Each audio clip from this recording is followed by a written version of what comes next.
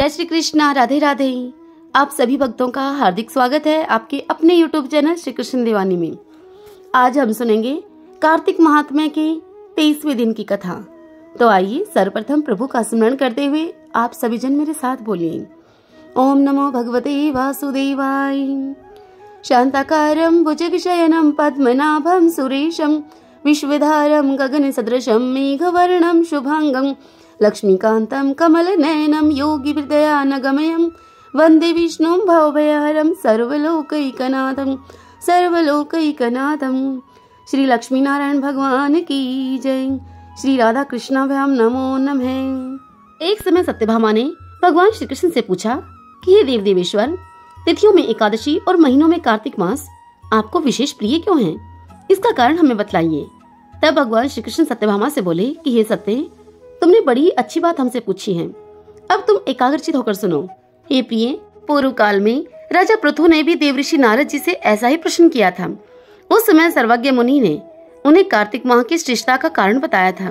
तब नारद जी राजा पृथु से कहने लगे कि पूर्व काल में शंख नाम का एक असुर था, जो कि त्रिलोकी का नाश करने में समर्थ था, महान बल एवं पराक्रम से युक्त था। वह समुद्र का पुत्र था। उस महान असुर ने समस्त देवताओं को परास्त करके स्वर्ग से उनको बाहर निकाल दिया था और इंद्र आदि लोकपालों के अधिकार उसने छीन लिए थे। स्वर्ग से निकाल दिए जाने पर देवता अब मेरुगिरी की दुर्गम कंदराओं में छिपकर रहने लगे थे, शत्रु के अधीन नहीं हुए। तब दैत्य ने सोचा कि देवता वेद मंत्रों के बल से प्रबल प्रतीत होते हैं। यह बात मेरी समझ में आ गई है, अतः अब मैं वेदों का ही अपहरण कर लूंगा। इससे समस्त देवता निर्बल हो जाएंगे। ऐसा मन में निश्चय करके वह वेदों को हर कर ले गया। इधर ब्रह्मा जी पूजा की सभी सामग्री लेकर देवताओं के साथ बैकुंठ लोक में जाकर भगवान शिव की शरण में गए। उन्होंने भगवान को जगाने के लिए गीत गाए और बाजे बजाए। तब भगवान विष्णु उनकी भक्ति से संतुष्ट होकर जाग उठे। देवताओं ने उनका दर्शन किया। वे सहस्त्र सूर्यों के समान कांतिमान दिखाई देते थे। उस समय षोडशोपचार से भगवान की पूजा करके देवता अब उनके चरणों में गिर गए। तब भगवान लक्ष्मीपति ने उनसे कुछ इस प्रकार से कहा। विष्णु जी देवताओं को बोले कि देवताओं, तुम्हारे गीत वाद आदि मंगलमय कार्यों से संतुष्ट होकर अब मैं तुम्हें वर देने को उद्यत हूँ। तुम्हारी सभी मनोवांछित कामनाओं को मैं पूर्ण करूंगा। कार्तिक के शुक्ल पक्ष में प्रबोधनी एकादशी के दिन जब एक पहर रात बाकी रहे, उस समय गीत वाद आदि मंगलमय विधानों के द्वारा जो लोग तुम्हारे ही तरह मेरी आराधना करेंगे, वे मुझे प्रसन्न करने के कारण मेरे समीप आ जाएंगे। शंखासुर के द्वारा हरे गए संपूर्ण वेद जल में स्थित हैं। मैं सागर का पुत्र शंख का वध करके उन वेदों को ले आऊंगा। आज से लेकर सदा ही प्रतिवर्ष कार्तिक मास में मंत्र, बीज और यज्ञों से युक्त वेद जल में विश्राम करेंगे। आज से मैं भी इस महीने में जल के भीतर निवास करूंगा। तुम लोग भी मुनीश्वरों को साथ लेकर मेरे साथ आ जाओ। इस समय जो श्रेष्ठ द्विज प्रातःकाल स्नान करते हैं, वे निश्चय ही संपूर्ण यज्ञों का अवभृत स्नान कर चुके हैं। जिन्होंने जीवन भर शास्त्रोक्त विधि से कार्तिक के उत्तम व्रत का पालन किया हो, वे तुम लोगों के भी माननीय हो। तुमने एकादशी को मुझे जगाया है, इसलिए यह तिथि मेरे लिए अत्यंत ही प्रीतिदायिनी और माननीय होगी। कार्तिक मास और एकादशी की तिथि, इन दो व्रतों का यदि मनुष्य अनुष्ठान करे तो ये मेरे सानिध्य की प्राप्ति कराने वाले हैं। इनके समान दूसरा कोई साधन नहीं है। इतनी बात कहकर नारद जी राजा पृथु से आगे कहते हैं कि हे राजन, यह कहकर भगवान विष्णु मछली के समान रूप धारण करके आकाश में विंध्य पर्वत निवासी कश्यप मुनि की अंजलि में जा गिरे। मुनि ने करुणावश उस मत्स्य को अपने कमंडलों में रख लिया, किंतु वह उसमें समा न सका। तब उन्होंने उसको कुएं में ले जाकर डाल दिया। जब उसमें भी वह न आ सका, तब मुनि ने उसे तालाब में पहुंचा दिया, किंतु वहां पर भी यही दशा हुई। इस प्रकार उसे अनेक स्थानों में रखते हुए अंत में उन्होंने समुद्र में डाल दिया। वहां पर भी बढ़कर वह विशाल काय हो गया। तदंतर उन मत्स्य रूपधारी भगवान विष्णु ने शंखासुर का वध किया और उस शंख को अपने हाथ में लिए हुए वे बद्री वन में आ गए। वहां संपूर्ण ऋषियों को बुलाकर भगवान ने कुछ इस प्रकार से सभी को आदेश दिया। श्री विष्णु जी बोले कि हे महर्षियों, जल के भीतर बिखरे हुए वेदों की तुम खोज करो और रहस्यों के सहित उनका पता लगाकर शीघ्र ही यहाँ पर ले आओ। तब तक मैं देवताओं के साथ प्रयाग में ठहरता हूँ। तब तेज और बल से संपन्न समस्त मुनियों ने यज्ञ और बीज सहित वेद मंत्रों का उद्धार किया। जिस वेद के जितने मंत्र को जिस ऋषि ने उपलब्ध किया, वही उतने भाग का तभी से ऋषि माना जाने लगा। तदंतर सभी मुनि एकत्रित होकर प्रयाग में गए तथा ब्रह्मा जी के सहित भगवान विष्णु को उन्होंने प्राप्त किए हुए वेद अर्पण कर दिए। यज्ञ के सहित वेदों को पाकर ब्रह्मा जी को बड़ा ही हर्ष हुआ तथा उन्होंने देवताओं और ऋषियों के साथ प्रयाग में अश्वमेध यज्ञ किया। यज्ञ की समाप्ति होने पर देवता, गंधर्व, यक्ष, किन्नर तथा गुह्यकों ने पृथ्वी पर साष्टांग प्रणाम करके यह प्रार्थना की। देवता बोले, हे देवादिदेव जगन्नाथ, हे प्रभु, हमारा निवेदन सुनिए आप। हम लोगों के लिए यह बड़े हर्ष का समय है, अतः आप हमें वरदान दें। हे रमापते, इस स्थान पर ब्रह्मा जी को खोए हुए वेदों की प्राप्ति हुई है तथा आपकी कृपा से हमें भी यज्ञ भाग उपलब्ध हुआ है, अतः यह स्थान पृथ्वी पर सबसे अधिक श्रेष्ठ और पुण्यवर्धक हो। इतना ही नहीं, आपके प्रसाद से यह भोग और मोक्ष का भी दाता हो। साथ ही यह समय भी महान पुण्यदायक और ब्रह्म हत्यारे आदि की भी शुद्धि करने वाला हो। इसमें दिया हुआ सब कुछ अक्षय हो, यही वर हमें दीजिए। यह सुनकर भगवान विष्णु ने कहा, हे देवताओं, तुमने जो कुछ कहा है उसमें मेरी भी सम्मति है, अतः तुम्हारी इच्छा पूर्ण हो। यह क्षेत्र आज से ब्रह्मा क्षेत्र नाम धारण करे। सूर्यवंश में उत्पन्न राजा भगीरथ यहाँ गंगा जी को ले आएंगे और वह सूर्य कन्या यमुना जी के साथ यहाँ पर मिलेंगे। ब्रह्मा जी के सहित तुम संपूर्ण देवता भी मेरे साथ यहाँ निवास करो। आज से यह तीर्थ राज के नाम से विख्यात होगा। यहाँ पर किए हुए दान, व्रत, तप, होम, जप तथा पूजा आदि कर्म अक्षय फल के दाता और सदा ही मेरी समीपता की प्राप्ति कराने वाले हों। 7 जन्मों में किए हुए ब्रह्म हत्या आदि पाप भी इस तिथि का दर्शन करने से तत्काल ही नष्ट हो जाएं। जो धीर पुरुष इस तीर्थ में मेरे समीप मृत्यु को प्राप्त होंगे, वे मुझ में ही प्रवेश कर जाएंगे, उनका पुनर्जन्म नहीं होगा। जो यहाँ पर मेरे आगे पितरों के उद्देश्य से श्राद्ध करेंगे, उनके समस्त पितृ मेरे लोक में चले जाएंगे। यह काल भी मनुष्यों के लिए महान पुण्यमय तथा उत्तम फल प्रदान करने वाला होगा। सूर्य के मकर राशि पर स्थित रहते हुए जो लोग यहाँ पर प्रातःकाल स्नान करेंगे, उनके लिए यह स्थान पापनाशक होगा। मकर राशि पर सूर्य के रहते समय माघ में प्रातः स्नान करने वाले मनुष्यों के दर्शन मात्र से सारे पाप उसी प्रकार से भाग जाते हैं जैसे कि सूर्योदय से अंधकार भाग जाता है। माघ में जब सूर्य मकर राशि पर स्थित हो, उस समय यहाँ प्रातःकाल स्नान करने पर मैं मनुष्यों को कर्मशः, शालोक्य, सामीप्य और सारूप्य तीनों प्रकार की मुक्ति दूंगा। हे मुनीश्वरों, तुम सब लोग मेरी बात सुनो। यद्यपि मैं सर्वत्र व्यापक हूँ, तो भी बद्रीवन में सदा विशेष रूप से मैं निवास करता हूँ। अन्यत्र 10 वर्षों तक तपस्या करने से जिस फल की प्राप्ति होती है, वही फल वहाँ 1 दिन की तपस्या करने से तुम लोग प्राप्त कर सकते हो। जो नरश्रेष्ठ उस स्थान का दर्शन करते हैं, वे सदा के लिए जीवन मुक्त हैं, उनके शरीर में पाप नहीं रहता।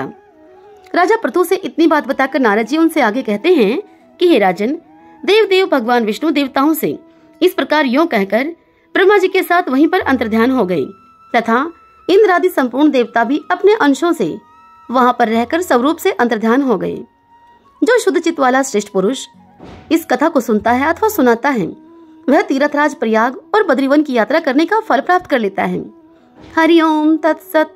गोविंदे गोविंदे हरि मुरारी, गोविंदे गोविंदे मुकुंद कृष्ण, गोविंदे गोविंदे रथांग पाणी, गोविंदे दामोदर माधवीति। आइए अब हम श्रीमद् भागवत महापुराण से आज की कथा का श्रवण करें। ओम श्री परमात्मने नमः। ब्रह्मा जी कहते हैं, हे नारद, उन्हीं विराट पुरुष के मुख से वाणी और उसके अधिष्ठात्र देवता अग्नि उत्पन्न हुए हैं। 7 छंद उनकी 7 धातुओं से निकले हैं।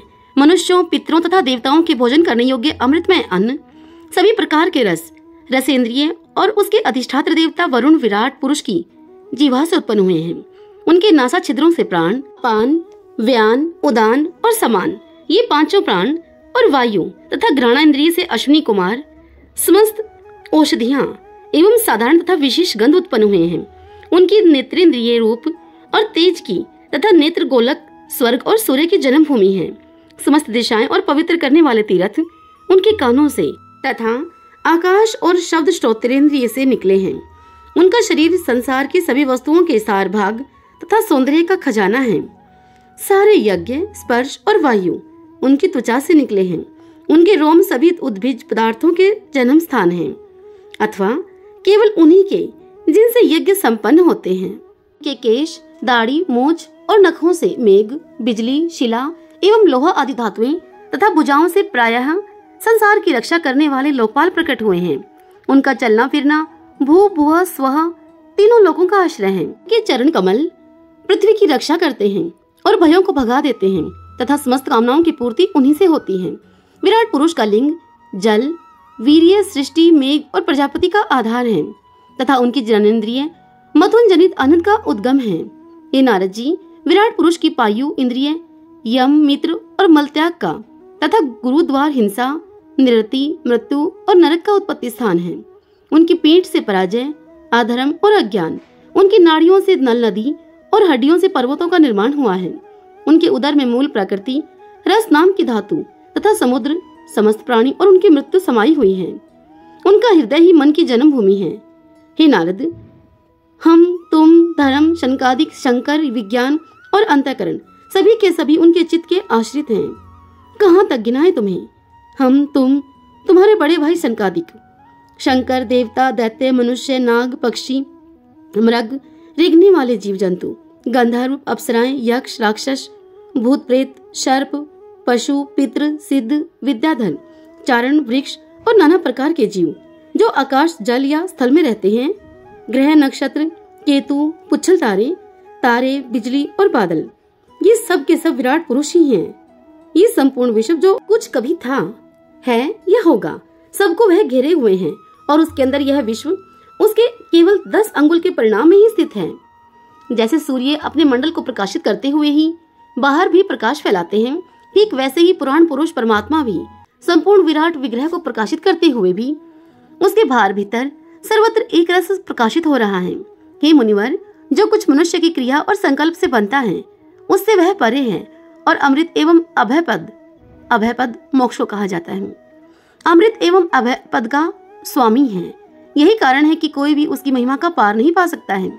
संपूर्ण लोक भगवान के पाद मात्र अर्थात अंश मात्र हैं तथा उनके अंश मात्र लोकों में समस्त प्राणी निवास करते हैं। भूलोक, भूवरलोक और स्वर्गलोक के ऊपर महरलोक है और उसके भी ऊपर जनलोक, तपलोक और सत्यलोक में कर्मशय, अमृत, क्षेम एवं अभय का नित्य निवास है। जन, तप और सत्य, इन तीनों लोकों में ब्रह्मचारी, वानप्रस्थ और सन्यासी निवास करते हैं।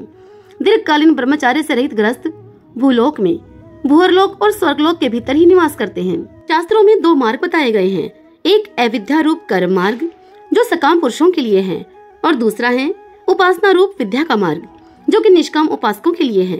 मनुष्य दोनों में से किसी एक का आश्रय लेकर भोग प्राप्त कराने वाले दक्षिण मार्ग से अथवा मोक्ष प्राप्त कराने वाले उत्तर मार्ग से यात्रा करता है, किंतु पुरुषोत्तम भगवान दोनों के ही आधारभूत हैं। जैसे सूर्य अपनी किरणों से सभी को प्रकाशित करते हुए भी सबसे अलग हैं, ठीक वैसे ही जिन परमात्मा से इस अंड की और पंचभूत एकादश इंद्रिय एवं गुणमय विराट की उत्पत्ति हुई है, वे प्रभु भी इन समस्त वस्तुओं के अंदर और उनके रूप में रहते हुए भी उनसे सर्वथा अतीत हैं। जिस समय इस विराट पुरुष के नाभि कमल से मेरा जन्म हुआ, उस समय इस पुरुष के अंगों के अतिरिक्त मुझे और कोई भी यज्ञ की सामग्री नहीं मिली। मैंने उनके अंगों में ही यज्ञ के पशु, स्तंभ, कुश, यह यज्ञ भूमि और यज्ञ के योग्य उत्तम काल की कल्पना की। हे ऋषि श्रेष्ठ, यज्ञ के लिए आवश्यक पात्र आदि वस्तुएं, जौ, चावल आदि औषधियां, घृत आदि स्नेह पदार्थ, 6 रस, लोहा, मिट्टी, जल, रीक, यजु, शाम, चातुर्होत्र, यज्ञों के नाम, मंत्र, दक्षिणा, व्रत, देवताओं के नाम, पद्धति, ग्रंथ, संकल्प, तंत्र, अनुष्ठान की रीति, गति, मति, श्रद्धा, प्रायश्चित और समर्पण, यह समस्त सामग्री, यज्ञ सामग्री मैंने विराट पुरुष के अंगों से ही इकट्ठी की। प्रकार विराट पुरुष के अंगों से ही सारी सामग्री का संग्रह करके मैंने उन्हीं सामग्रियों से उन यज्ञ स्वरूप परमात्मा का यज्ञ के द्वारा यजन किया। तदंतर तुम्हारे बड़े भाई इन 9 प्रजापतियों ने अपने चित्त को पूर्ण समाहित करके विराट एवं अंतर्यामी रूप से स्थित उस पुरुष की आराधना की। इसके बाद समय समय पर मनु, ऋषि, पितृ, देवता, दैत्य और मनुष्यों ने यज्ञों के द्वारा भगवान की आराधना की। हे नारद, यह संपूर्ण विश्व उन्हीं भगवान नारायण में स्थित है, जो स्वयं तो प्राकृत गुणों से रहित हैं ही, परंतु सृष्टि के प्रारंभ में माया के द्वारा बहुत से गुण ग्रहण कर लेते हैं। उन्हीं की प्रेरणा से मैं इस संसार की रचना करता हूँ। उन्हीं के अधीन होकर रुद्र इसका संहार करते हैं और वे स्वयं ही विष्णु के रूप से इसका पालन करते हैं, क्योंकि उन्होंने सत्व, रज और तम की 3 शक्तियाँ स्वीकार कर रखी हैं। हे बेटा, जो कुछ तुमने पूछा था उसका उत्तर मैंने तुम्हें दे दिया है। भाव या अभाव, कार्य या कारण के रूप में ऐसी कोई भी वस्तु नहीं है जो भगवान से भिन्न हो। हे प्यारे नारद, मैं प्रेम पूर्ण एवं उत्कंठित हृदय से भगवान के स्मरण में मगन रहता हूँ। इसी से मेरी वाणी कभी भी असत्य होती नहीं दिखती। मेरा मन कभी असत्य संकल्प नहीं करता और मेरी इंद्रियां कभी भी मर्यादा का उल्लंघन करके कुमार्ग में नहीं जाती। मैं वेद मूर्ति हूँ। मेरा जीवन तपस्या में है। बड़े बड़े प्रजापति मेरी वंदना करते हैं और मैं उनका स्वामी हूँ। पहले मैंने बड़ी निष्ठा से योग का सर्वांग अनुष्ठान किया था, परंतु मैं अपने मूल कारण परमात्मा के स्वरूप को नहीं जान सका था, क्योंकि वे तो एकमात्र भक्ति से ही प्राप्त होते हैं। मैं तो परम मंगलमय एवं शरण आए हुए भक्तों को जन्म मृत्यु से छुड़ाने वाले परम कल्याण स्वरूप भगवान के चरणों को ही नमस्कार करता हूँ। उनकी माया की शक्ति अपार है। जैसे आकाश अपने अंत को नहीं जानता, ठीक वैसे ही वे भी अपनी महिमा का विस्तार नहीं जानते हैं। ऐसी स्थिति में दूसरे तो उसका पार पा ही कैसे सकते हैं। मैं, मेरे पुत्र, तुम लोग और शंकर जी भी उनके सत्य स्वरूप को नहीं जानते, तब दूसरे देवता तो उन्हें जान ही कैसे सकते हैं। हम सब इस प्रकार मोहित हो रहे हैं कि उनकी माया के द्वारा रचे हुए जगत को भी ठीक ठीक हम नहीं समझ पाते हैं। अपनी अपनी बुद्धि के अनुसार ही अटकलें लगाते रहते हैं। हम लोग केवल जिनके अवतार की लीलाओं का गान ही करते रहते हैं, उनके तत्व को नहीं जानते। उन भगवान के श्री चरणों में नमस्कार करता हूँ मैं। वे अजन्मा एवं पुरुषोत्तम हैं। प्रत्येक कल्प में वे स्वयं अपने आप की ही सृष्टि करते हैं, रक्षा करते हैं और फिर संहार कर लेते हैं। वे माया के लेश से रहित केवल ज्ञान स्वरूप हैं और अंतरात्मा के रूप में एक रस स्थित हैं। तीनों काल में सत्य एवं परिपूर्ण हैं, न उनका आदि है और न ही अंत। वे तीनों गुणों से रहित सनातन एवं अद्वितीय हैं। हे नारद, महात्मा लोग जिस समय अपने अंतःकरण, इंद्रिय और शरीर को शांत कर लेते हैं, उस समय उनका साक्षात्कार करते हैं, परंतु जब असत पुरुषों के द्वारा कुतर्कों का जाल बिछाकर उनको ढक दिया जाता है, तब उनके दर्शन नहीं हो पाते हैं। परमात्मा का पहला अवतार विराट पुरुष है। उसके सिवा काल, स्वभाव, कार्य, कारण, मन, पंचभूत, अहंकार, तीनों गुण, इंद्रियां, ब्रह्मांड, शरीर, उसका अभिमानी, स्थावर और जंगम जीव, सब के सब उन अनंत भगवान के ही रूप हैं। मैं, शंकर, विष्णु, दक्ष आदि ये प्रजापति, तुम और तुम्हारे जैसे अनन्य भगत जन, स्वर्गलोक के रक्षक, पक्षियों के राजा, मनुष्य लोक के राजा, नीचे के लोकों के राजा, गंधर्व, विद्याधर और चारणों के अधिनायक, यक्ष, राक्षस, सांप और नागों के स्वामी, महर्षि, पितृपति, दैत्येंद्र, सिद्धेश्वर, दानवराज और भी प्रेत, पिशाच, भूत, कुष्मांड, जल जंतु, मृग और पक्षियों के स्वामी एवं संसार में और भी जितनी वस्तुएं ऐश्वर्य, तेज, इंद्रिय बल, मनोबल, शरीर बल या क्षमा से युक्त हैं, अथवा जो भी विशेष सौंदर्य, लज्जा, वैभव तथा विभूति से युक्त हैं, एवं जितनी भी वस्तुएं अद्भुत वर्ण वाली, रूपवान या अरूप हैं, सब के सब परम तत्व में भगवत रूप ही हैं। हे नारद, इनके सिवा परम पुरुष परमात्मा के परम पवित्र एवं प्रधान प्रधान लीलावतार भी शास्त्रों में वर्णित हैं। उनका मैं कर्मशः वर्णन करता हूँ तुमसे। उनके चरित्र सुनने में बड़े मधुर एवं श्रोणीय इंद्रिय के दोषों को दूर करने वाले हैं। तुम सावधान होकर उनका रस लो। हरि ओम तत्सत। ओम श्री परमात्मने नमः। कल हम भगवान के लीला अवतारों की कथा सुनी। आइए अब हम कार्तिक स्नान की विशेष 5 कथाओं का श्रवण करें। लक्ष्मी जी की कहानी। एक साहूकार के एक बेटी थी। वह बेटी हर रोज पीपल सींचने के लिए जाती थी। पीपल में से लक्ष्मी जी निकलती और चली जाती। एक दिन लक्ष्मी जी ने साहूकार की बेटी से कहा, बहन तू मेरी सहेली बन जा। तब लड़की ने कहा कि मैं कल अपने पिताजी से पूछ कर आऊंगी। तब लड़की ने घर आकर अपने पिताजी से सारी बात बताई। तब उसके पिताजी बोले कि वह तो लक्ष्मी जी हैं, अपने को और क्या चाहिए, तू उसकी सहेली बन जा। अब दूसरे दिन वह लड़की फिर से पीपल सींचने के लिए गई तो फिर से लक्ष्मी जी पीपल से बाहर निकल कर आई और कहा, मेरी सहेली बन जा। तब उस लड़की ने कहा कि मैं सहेली बन जाऊंगी और फिर दोनों एक दूसरे की अब सहेली बन गई। लक्ष्मी जी ने उसको खाने का न्योता दिया। तब साहूकार की लड़की घर आकर अपने पिता से कहने लगी कि पिताजी, मेरी सहेली ने मुझे खाने के लिए न्योता दिया है। तब उसके पिता ने कहा, सहेली के जीमने जाने पर घर संभाल कर जाना। जब वह लक्ष्मी जी के यहाँ जीमने के लिए गई तो लक्ष्मी जी ने उसे शाल दुशाला ओढ़ने के लिए दिया, रुपया परखने के लिए दिए, सोने की चौकी, सोने की थाली में 36 प्रकार का भोजन परोस दिया। जब वह साहूकार की लड़की जीम कर जाने लगी तो लक्ष्मी जी ने उसका पल्ला पकड़ लिया और उससे कहा कि मैं भी तेरे घर जीमने के लिए आऊंगी। यह सुनकर वह साहूकार की लड़की बोली, आ जाना। लड़की अब अपने घर आकर चुपचाप बैठ गई। तब उसके पिता ने उससे पूछा कि बेटी, सहेली के यहाँ जीम कर आई है तो फिर उदास क्यों बैठी है? तब उस लड़की ने कहा कि पिताजी, मेरे को लक्ष्मी जी ने इतना दिया, अनेक प्रकार के भोजन मुझे करवाए, परंतु मैं उन्हें कैसे जिमाऊंगी? अपने घर में तो कुछ भी नहीं है। यह सुनकर साहूकार बोले, जैसा होगा जिमा देंगे, परंतु तू गोबर मिट्टी से चौका देकर सफाई कर लेना। 4 मुख वाला दीपक जलाकर लक्ष्मी जी का नाम लेकर रसोई घर में बैठ जाना। लड़की सफाई करके अब लड्डू लेकर बैठ गई। उसी समय एक रानी नहा रही थी। उस रानी का 9 लखा हार चील उठाकर ले आई और उस लड़की का लड्डू लेकर चली गई और वह 9 लखा हार उस साहूकार के घर के आंगन में डाल गई। लड़की हार को तोड़कर बाजार में ले गई और सामान लाने लगी तो सुनार ने पूछा, क्या चाहिए तुझे? तब उस लड़की ने कहा कि सोने की चौकी, सोने का थाल और दुशाला दे दो, मोहर दे दो और सारी सामग्री दे दो। 36 प्रकार का भोजन हो जाए, मुझे इतना सामान दे दो। सारी चीजें लेकर अब लड़की अपने घर को आई और रसोई तैयार की। तब गणेश जी ने कहा कि लक्ष्मी जी को बुलाओ। आगे आगे गणेश जी और पीछे पीछे लक्ष्मी जी आई। उसने फिर चौकी डाल दी और कहा कि सहेली चौकी पर बैठ जाओ। जब लक्ष्मी जी ने कहा कि सहेली चौकी पर तो मैं राजा रानी के घर भी नहीं बैठी, कोई भी नहीं बैठा, तो उसने कहा कि मेरे यहाँ तो बैठना पड़ेगा। मेरे माँ बाप, भाई भतीजे, मेरे पोते बहुएं क्या सोचेंगे, पड़ोसने मेरी क्या सोचेंगी कि लक्ष्मी जी की सहेली बनी थी। 28 पीढ़ियों तक यहीं पर रहना पड़ेगा। फिर लक्ष्मी जी यह सुनकर चौकी पर बैठ गई। तब उस लड़की ने लक्ष्मी जी की बहुत खातिर की, जैसे लक्ष्मी जी ने उसकी की थी। लक्ष्मी जी साहूकार की उस लड़की पर बहुत खुश हो गई और अब उस साहूकार के घर में खूब रुपया धन लक्ष्मी हो गया। साहूकार की बेटी ने लक्ष्मी जी से कहा कि मैं अभी आ रही हूँ, तुम यहीं पर बैठी रहना। यह कहकर वह साहूकार की लड़की घर के भीतर चली गई। लक्ष्मी जी चौकी पर ही बैठी रही। लक्ष्मी जी ने उसे बहुत धन दौलत दिया। हे लक्ष्मी माता, जैसा साहूकार की बेटी को दिया वैसा सबको देना। इस कथा को कहते ही सुनते हुंकारा भरते अपने सारे परिवार को देना, पीहर में देना, ससुराल में देना, बेटे पोतों को देना। हे लक्ष्मी माता, सबका दुख दूर करना, सबकी मनोकामनाएं पूर्ण करना। दिवाली के दूसरे दिन सब लोग धोख खाएं। औरतें अपने सासू जी और नंद को पैर छू के रुपये देती जाएं और साथ में एक लड्डू भी दें। यह कथा उनके लिए है जो दिवाली के दिन व्रत करती हैं लक्ष्मी जी के नाम से। बाकी लोग भी इस कथा को सुन सकते हैं। दिवाली के दिन इस कथा को सुनने से अनंत पुण्य की प्राप्ति होती है और लक्ष्मी जी की कृपा बरसती है। आइए अब हम गणेश विनायक जी की कहानी का श्रवण करते हैं। एक छोटा सा लड़का अपने घर से लड़कर निकल गया और बोला कि आज तो मैं विनायक जी से मिलकर ही घर को लौटूंगा। अब वह लड़का चलते चलते उजाड़ में चला गया। तो विनायक जी ने सोचा कि इसने मेरे नाम से ही घर छोड़ा है, इसलिए इसे तो घर भेजना ही पड़ेगा, नहीं तो इसे जंगल में शेर बघेरा खा जाएंगे। फिर विनायक जी एक बूढ़े ब्राह्मण का वेश धारण करके उस लड़के के पास आए और उससे बोले, कहाँ जा रहा है तू? तब वह लड़का बोला कि मैं तो विनायक जी से मिलने के लिए जा रहा हूँ।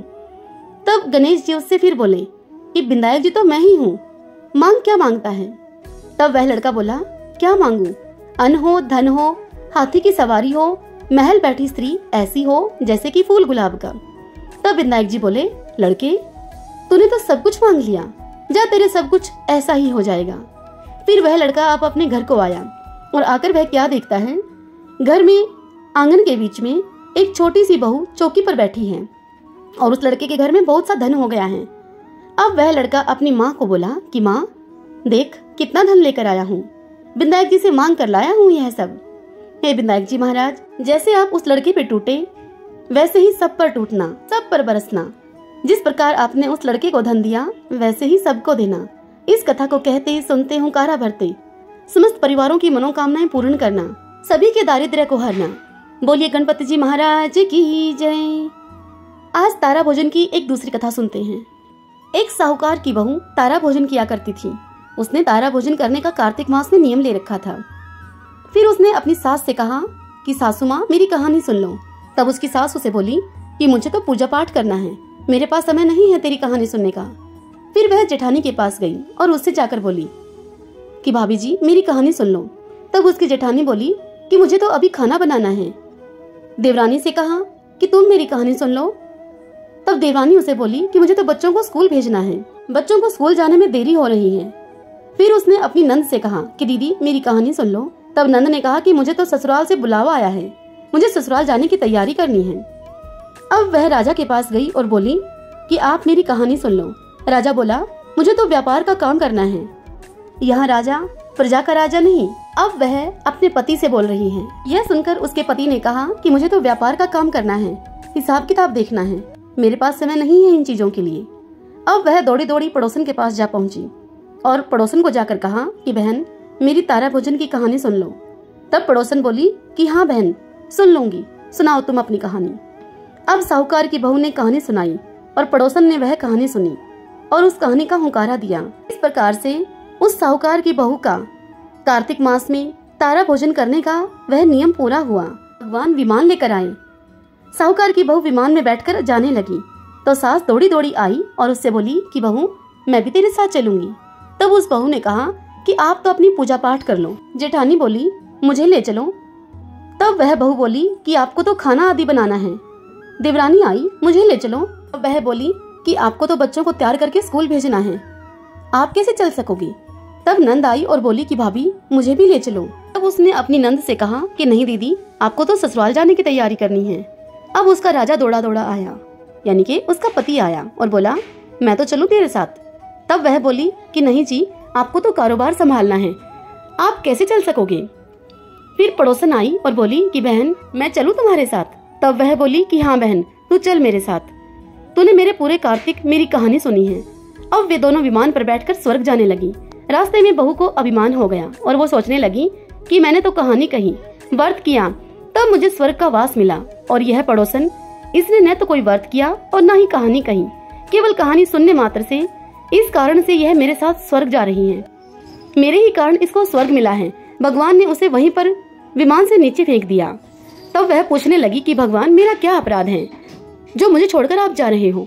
तब भगवान ने कहा, तूने अभिमान किया है, फिर से तू 3 साल का तारा भोजन का व्रत कर, तब तुझे स्वर्ग का वास मिलेगा। बोलिए विष्णु भगवान की जय। कार्तिक के महीने में एक बुढ़िया माई तुलसी माता को सींचती और उनसे कहती कि हे तुलसी माता, सत की दाता, मैं बिरला सींचू तेरा, तू कर निस्तारा मेरा। मुझे बहू दे, पीताम्बर की धोती दे, मीठा मीठा ग्रास दे, बैकुंठ में वास दे, चटक की चाल दे, पटक की मौत दे, चंदन की काट दे, रानी सा राज दे, दाल भात का भोजन दे और 11 की मौत दे, श्री कृष्ण का कांधा दे। तब तुलसी माता यह सुनकर अब सूखने लगी। तब भगवान श्री कृष्ण ने तुलसी से पूछा कि ये तुलसी, तुम क्यों सूख रही हो। तब तुलसी माता ने श्री कृष्ण को बताया कि एक बुढ़िया माई रोज आती है और मुझसे यह बात रोज कह कर जाती है। मैं उसे और तो सब कुछ दे दूंगी, लेकिन श्री कृष्ण का कंधा कहाँ से लाऊंगी। तब भगवान बोले कि जब वो मरेगी तो मैं उसे अपने आप कंधा दे आऊंगा, तो बुढ़िया माई से कह देना। अब निर्धारित समय आने पर बुढ़िया माई की मृत्यु हो गई। गांव के सभी लोग इकट्ठे हो गए और बुढ़िया माई को जैसे ही उठाने लगे तो वह इतनी भारी हो गई कि वह किसी से न उठे। तब भगवान एक 12 बरस के बालक का रूप धारण करके वहाँ पर आए और पूछने लगे कि क्या बात हो गई भाई। तब सभी कहने लगे कि ये एक बुढ़िया माई थी जो कि अब मर गई है, बहुत पूजा पाठ किया करती थी, लेकिन फिर भी यह किसी से उठाई नहीं जा रही है। यह सुनकर ब्राह्मण का रूप धारण करके आए हुए भगवान अब बुढ़िया माई के निकट गए और उसके कान में कुछ इस प्रकार से बोले, बुढ़िया माई, अपने मन की निकाल ले, पीताम्बर की धोती ले, मीठा मीठा घास ले, बैकुंठ का वास ले, चटक की चाल ले, पटक की मौत ले, कृष्ण का कांधा ले। यह सुनकर बुढ़िया माई अब हल्की हो गई।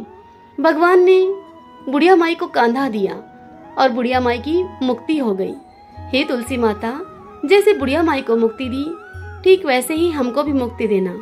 इस कथा को कहते सुनते हुंकारा भरते, सब पर अपनी कृपा करना। सभी बोलिए तुलसी माता की जय। अब हम लपसी तपसी की कहानी सुनते हैं। तपसी था, एक तपसी था। तपसी तो भगवान की तपस्या करता था और लपसी 1.25 सेर की लापसी बनाकर भगवान को भोग लगाकर जिम लेता था। एक दिन वे दोनों लड़ने लगे। लपसी बोला मैं बड़ा, तपसी बोला मैं बड़ा। इतने में ही नारद जी वहाँ पर आए और उन दोनों से कहने लगे कि तुम क्यों लड़ रहे हो। तो लपसी ने कहा कि मैं बड़ा हूँ। तपसी ने कहा मैं बड़ा हूँ। तपसी बोला कि मैं सारे दिन भगवान की पूजा करता हूँ, उनकी तपस्या करता हूँ, इसलिए मैं बड़ा हूँ। यह सुनकर नारद जी ने कहा तुम लड़ो मत, तुम्हारा फैसला मैं कल कर दूंगा। अब दूसरे दिन लपसी तपसी नहा धोकर आए। तब नारद जी ने 1.25 करोड़ की अंगूठी उनके आगे फेंक दी। लपसी का ध्यान उस अंगूठी पर नहीं गया। तपसी तपस्या करने के लिए बैठा तो उसे वह अंगूठी दिखी और उस अंगूठी को उसने उठाकर अपने घुटने के नीचे दबा लिया और लग गया फिर से तपस्या करने के लिए। लपसी लापसी बनाकर उसका भगवान को भोग लगाकर अब जीवने के लिए बैठ गया। इतने में ही वहाँ पर नारद जी आ गए। नारद जी को देखकर दोनों चिल्लाने लगे, बोले बताइए हमें से कौन बड़ा है, बताइए हमें से कौन बड़ा है। तब नारद जी ने कहा तपसी से कि तू अपना घुटना उठा। तपसी ने जैसे ही घुटना उठाया 1.25 करोड़ की अंगूठी उसके घुटने के नीचे से निकली। तब नारद जी तपसी से बोले कि यह अंगूठी तूने चुराई है, तुझे तेरी तपस्या का फल नहीं मिलेगा। तब तपसी कहने लगा हे नारद जी, बताइए मेरी इस तपस्या का यह दोष कैसे दूर होगा। तब नारद जी ने उसे कहा कि रोटी बनाकर बाटा नहीं बनाए तो फल तुझे होगा, ब्राह्मण जिमाकर दक्षिणा नहीं दे तो फल तुझे होगा, साड़ी देकर ब्लाउज नहीं दे कोई तो वह फल तुझे होगा, अगर कोई दिए से दिया जलाएगा तो वह फल तुझे मिलेगा। सब व्रत त्योहार की कहानी सुनने के बाद तेरी इस कहानी को यदि कोई नहीं सुनेगा तो उनकी उन सुनी हुई कहानियों का फल तुझे मिलेगा। अभी से तपसी लपसी की कहानी सुनी और कही जाती है। कहानी सुनने के बाद ऐसे कहें कि लपसी का फल लपसी को मिले, तपसी का फल तपसी को मिले और हमारी कहानी सुनने का फल हमें मिले। जय जय तुलसी माता, सब जग की सुखदाता वरदाता।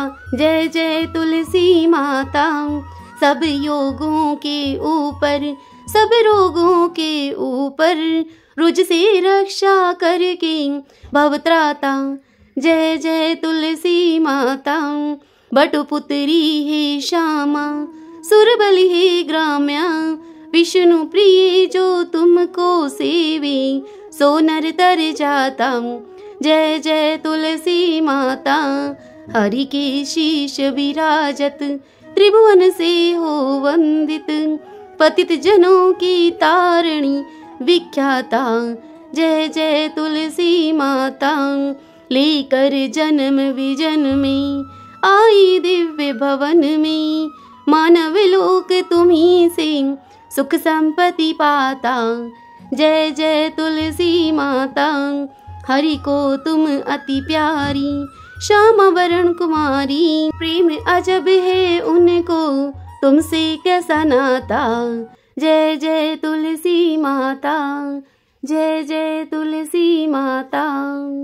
शालिग्राम सुनो विनती मेरी, यह वरदान दया कर पाऊं, प्रातः समय उठी मंजन करके, प्रेम सहित मैं स्नान कराऊं, चंदन धूप दीप तुलसी तल, वरण वरण के पुष्प चढ़ाऊं, तुम्हारे सामने नृत्य करूं नित, प्रभु घंटा शंख मृदंग बजाऊं, चरण धोए चरणामृत लेकर, कुटुंब सहित बैकुंठ सिधाऊं, जो कुछ रूखा सूखा घर में, भोग लगा कर भोजन पाऊं, मन वचन कर्म से पाप किए जो, परिक्रमा के साथ बहाऊं, ऐसी कृपा करो तुम मुझ पर, यम के द्वार में जाने न पाऊं, माधो मास की विनती यही है, हरिदासन के दास कहाऊं, शालिग्राम सुनो विनती मेरी, यह वरदान दया कर पाऊं। शालिग्राम भगवान की जय। प्रभु नाम को 5 बार बोलते हुए आइए अब संकीर्तन करते हैं। श्री कृष्ण गोविंद हरे मुरारी, हे नाथ नारायण वासुदेवम। श्री कृष्ण गोविंद हरे मुरारी, हे नाथ नारायण वासुदेवा। श्री कृष्ण गोविंद हरे मुरारी, हे नाथ नारायण वासुदेवा। श्री कृष्ण गोविंद हरे मुरारी, हे नाथ नारायण वासुदेव। जय श्री कृष्णा। राधे राधे।